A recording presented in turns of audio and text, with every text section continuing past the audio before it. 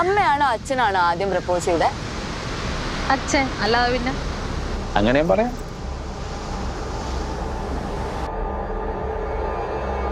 ഞങ്ങളുടേതൊരു love marriage ആയിരുന്നു. ജാതകപ്പരുത്തം ഇല്ലാത്തതുകൊണ്ട് വീട്ടുകാർക്കൊക്കെ വലിയ എതിർപ്പായിരുന്നു.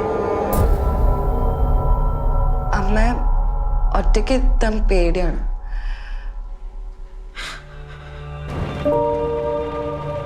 അന്നത്തെ രോഗമാണെന്ന് അറിയില്ലായിരുന്നു ഡോക്ടർ.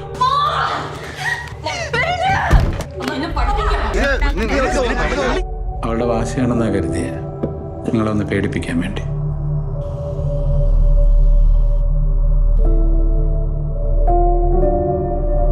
ഞാൻ ഒരു കാര്യം പറഞ്ഞാലേ കേക്കോ? ഒരു പ്രോമിസ് ചെയ്യോ? പറയേ.